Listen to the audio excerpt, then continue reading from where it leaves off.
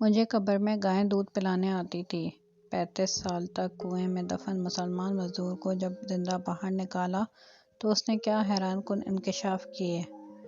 ایک شخص کہتا ہے میری گاڑی کا ٹائر پنچر ہو گیا تو میں راستے میں آنے والی ٹائر ورکشاپ پر رک گیا۔ رات کے 10 بج چکے تھے۔ اس وقت ایک ہی لڑکا پنچر لگانے میں موجود تھا۔ مجھ سے پہلے ایک ہی بندہ وہاں موجود تھا جس کی گاڑی کا پنچر لگایا جا رہا تھا۔ میں زارن گاڑی سے اتر کر باہر کرسیوں پر بیٹھ گیا۔ پنچر کی دکان کا بوڑھا مالک وہاں پہلے سے بیٹھا حقہ پی رہا تھا۔ حقہ دیکھتے ہی میری طبیعت بے چین ہوئی اور بے تکلفی سے کہا، واہ انکل مزہ آ گیا۔ میں نے اس حقے کو دیکھتے ہوئے کہا، کیا میں بھی ایک سوٹا لگا لوں؟ وہ ہنس کر بولا، صد بسم اللہ۔ اس نے حقہ میری طرف کر دیا اور میں نے پہلا ہی کش لگایا تھا کہ کھانسی کا دورہ پڑ گیا۔ پتر جی حقہ پینا مردوں کا کام ہے، یہ کوئی سگریٹ نہیں ہے۔ حقے کے لیے پھیپھڑوں میں جان ہونا چاہیے۔ اب کون سی جان انکل؟ میں نے کہا تو وہ میری بات سمجھ گیا۔ واقعی پہلے والی خوراکیں اور ورزشیں کہاں رہیں پتر جی۔ وہ کم از کم 80 سال کے اوپر تھا۔ گھنی اور بھاری مونچھیں، سینہ چوڑا، بدن کثرتی، تہبند پہنا ہوا تھا۔ وہ بار بار ایک لفظ بولتا، اللہ دی شانہ دیکھو۔ لگتا تھا یہ اس کا تقیہ کلام تھا۔ اس سے بے تکلفی شروع ہو گئی اور پرانا زمانہ یاد کرنے لگے۔ دیسی لوگوں کی دیسی باتیں، باتوں ہی باتوں میں اس نے مجھے ایک حیران کن واقعہ سنایا۔ انتہائی ناقابل یقین واقعہ ہے جسے سن کر کوئی بھی یقین نہیں کرے گا۔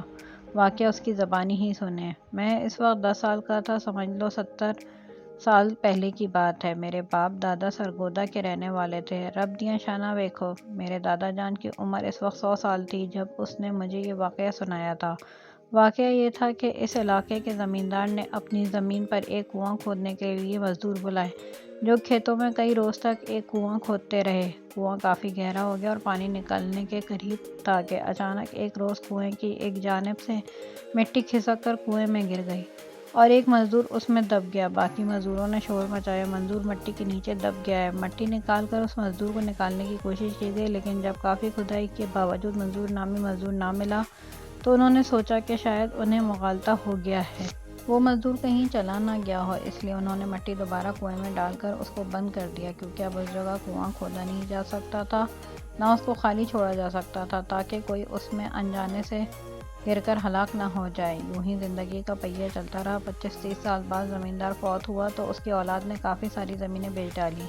نئے لوگ آئے تو انہوں نے اس زمین کو آباد کرنے کے لیے فصلیں کاشت کرنا شروع کر دیں اور انہیں بھی ایک کنویں کی ضرورت پیش آئی۔ اتفاق سے انہوں نے جس جگہ کنواں کھودنا شروع کیا یہ وہی جگہ تھی جہاں پہلے کنواں کھودا جا چکا تھا اور وہیں ایک سانحہ رونما ہوا تھا۔ مزدور جب کافی گہرائی تک کنواں کھود چکے تو اچانک انہیں دھوتی کا کپڑا ملا، تو وہ حیران ہوئے کہ اس گہرائی میں یہ دھوتی کیسی؟ دوسرے مزدور بھی پریشان ہوئے، مالکان کو بلایا کہ کھدائی کے دوران کنویں میں سے دھوتی ملی ہے۔ انہوں نے مزدوروں سے کہا کہ وہ احتیاط سے کھدائی کریں تاکہ دیکھا جائے کہ یہ دھوتی اگر کسی انسان کی تھی تو باقی چیزیں بھی اس میں ہیں یا نہیں۔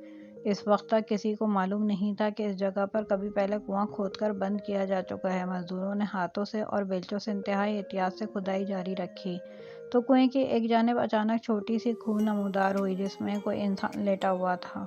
ان کی چیخیں نکل گئیں کیونکہ وہ انسان زندہ تھا۔ اس کی سفید داڑھی اس کی ناف تک بڑی تھی اور سر کے بالوں سے چہرہ چھپا ہوا تھا۔ پہلے تو وہ سمجھے کہ یہ کوئی جن بھوت ہوگا، لیکن مالکان نے مزدوروں کے ساتھ مل کر جب اس انسان کو ہاتھ لگایا تو اس کے بدن کا پورا گوشت پلپلا ہو چکا تھا۔ اس نے کسمسا کر اتنے سارے انسانوں کو دیکھا تو بے ہوش ہو گیا۔ اسے کنویں سے باہر نکالا گیا اور پورے گاؤں میں یہ بات پھیل گئی۔ کسی سیانے نے انہیں مشورہ دیا کہ اس کو روئی میں لپیٹ دیں، کیونکہ اس انسان سے ہوا اور موسم برداشت نہیں ہوگی، کیونکہ یہ نہ جانے کب سے وہاں پڑا تھا۔ اس کو 10 دن تک انتہائی نگہداشت میں رکھا گیا۔ روئی پر دودھ لگا کر اس کو پلایا جاتا رہا۔ 10 دن بعد جب وہ انسان کچھ ہوش میں آیا تو اس نے انکشاف کیا کہ اس جگہ کنواں کھودتے ہوئے مٹی کے تلے دب گیا تھا۔ پرانے لوگوں سے پوچھا گیا تو ان میں سے ایک مزدور مل گیا جو اس وقت حادثے کے وقت موجود تھا۔